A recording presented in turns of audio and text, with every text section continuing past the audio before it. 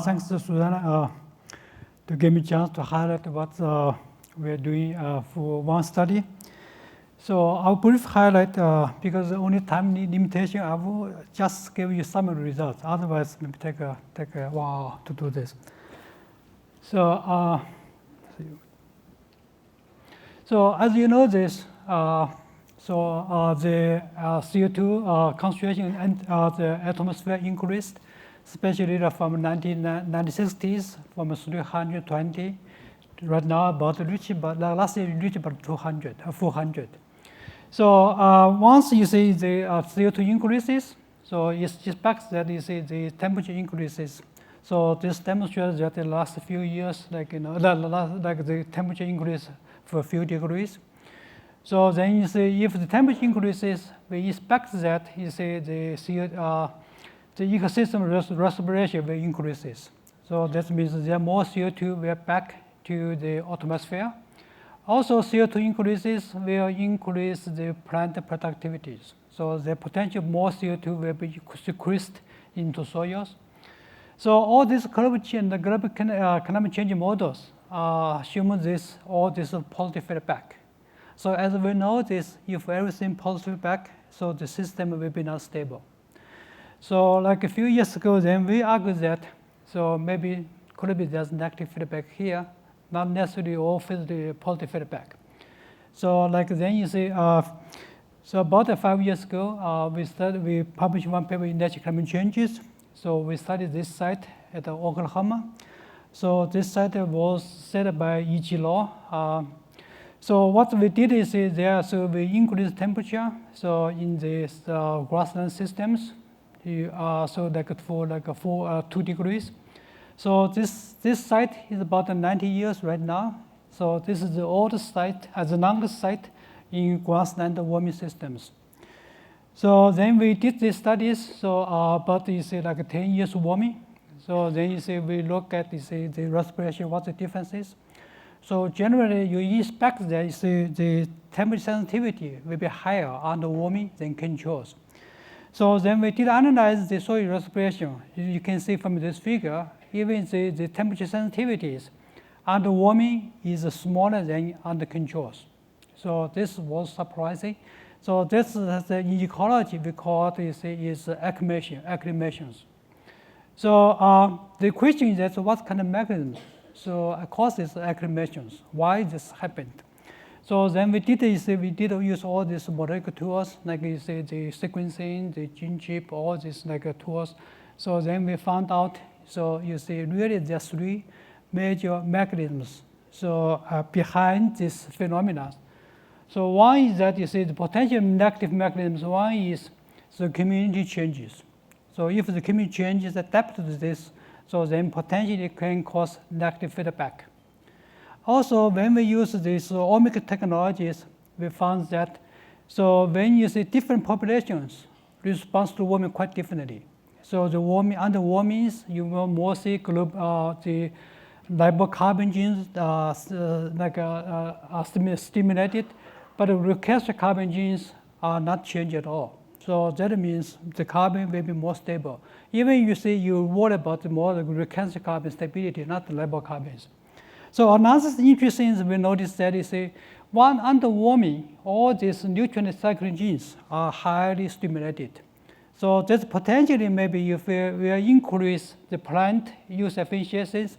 So if plant efficiency increase, then the plant growth increases. So all this will potentially lead to negative feedback. So rather than positive feedback. So based on this, because that's very important implications. So one is that you see really this is the first study demonstrates that whether you see the negative feedback or positive feedback really depends on the microbial community structure. So to see which group are stimulated. So not necessarily say, as a current climate change model assumes that everything positive. So if this is true, so that will be very important. We need to incorporate microbial information into global change model. So far, most of the climate change models don't consider microbial community structures. So this could be a very important message if we should remember. Right now, it actually is very hot after a few years.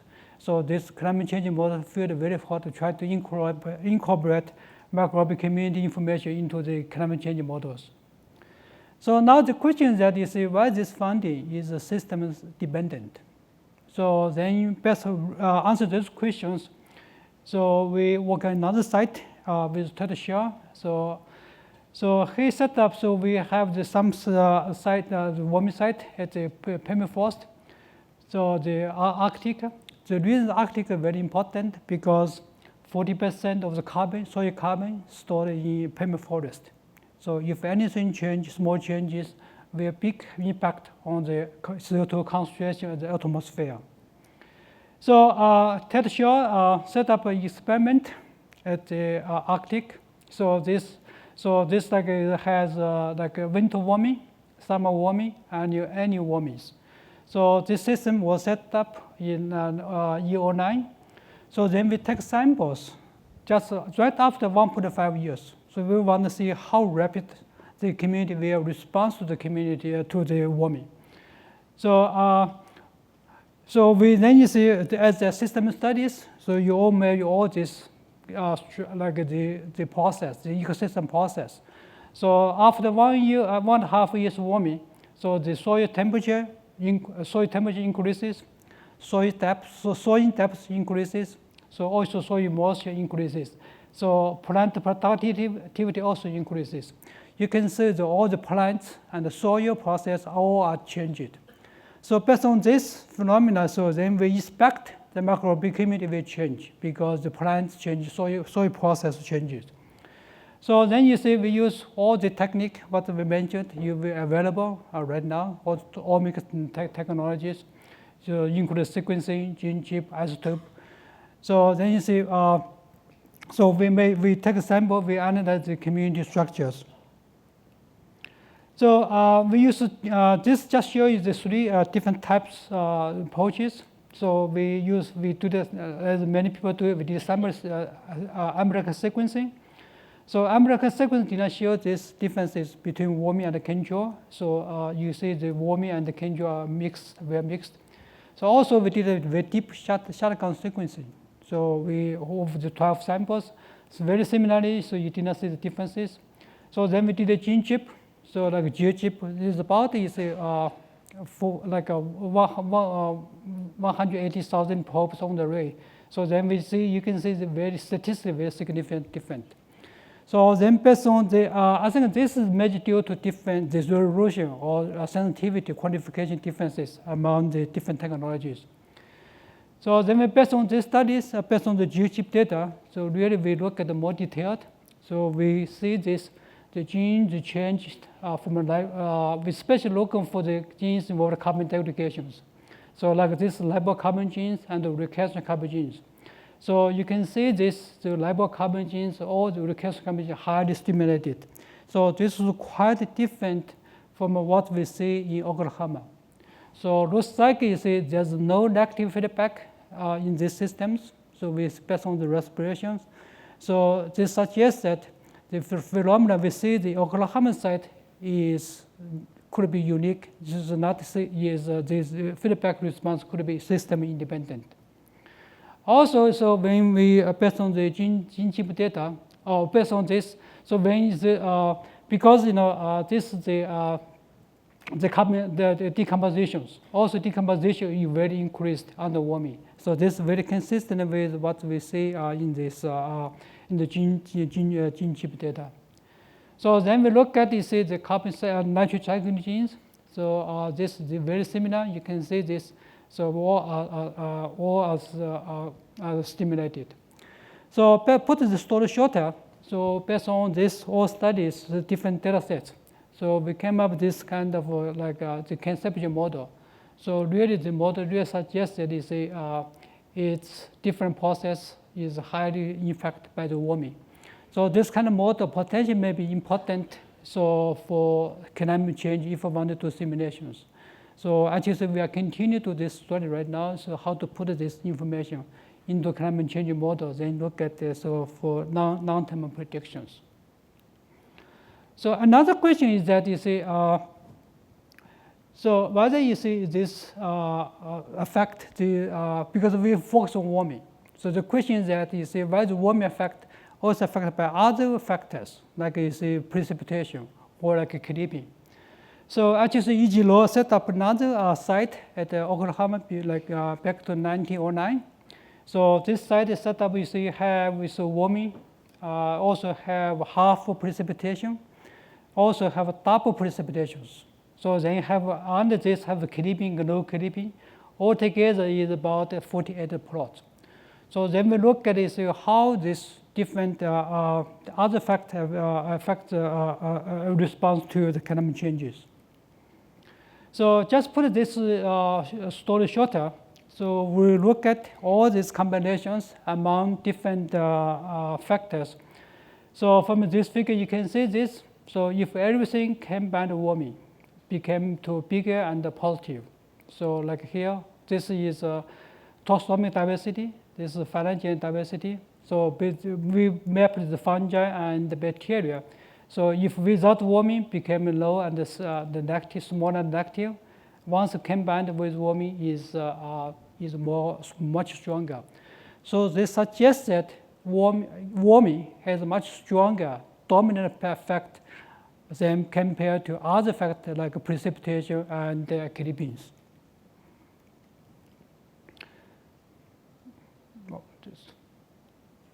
So another question is that whether this warming impact is time dependent. So as you know, most climate change experiments, they are very small. The plots are very small. They don't take samples at the beginning.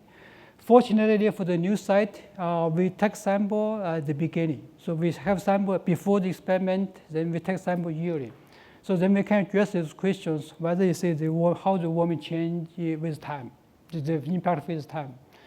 So it's very interesting that we look at the community differences between warming and control. So this data just here is this. So this taxonomic diversity, this is phylogenetic diversity. So this is fungi, this is bacteria. So when we compare the warming, the difference between and the warming controls, actually increase with time. So as time increases, so the differences increases. So also the warming has more impact. So this suggests that the warming impact is leading to more divergences. So so this could be has long-term impact, long-term implications. If we see this warming increase divergences rather than like convergences, so in the future, the system becoming more and more different. So another question is that but ecologically, so we want to understand what kind of mechanism controls this. So I'm done. Okay. So then we use some new methods we published a few years ago. So then we really found out that so the warming is controlled is more stochastic. The control is more stochastic, and the warming conditions really decrease the stochastic process. So this also could be long-term implication of how the climate changes in the future. How do we control this?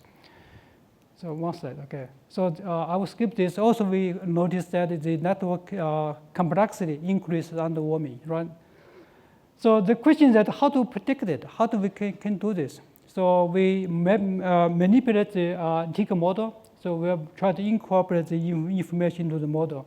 So so really, this is some of the sites. So we can input the predictions about the 31% with the microbial information. Without this, so the prediction is polar. So okay, this is more supported by U.S. Department of Energy funding for the carbon cycling program. Some from the OU. Thanks for your attention.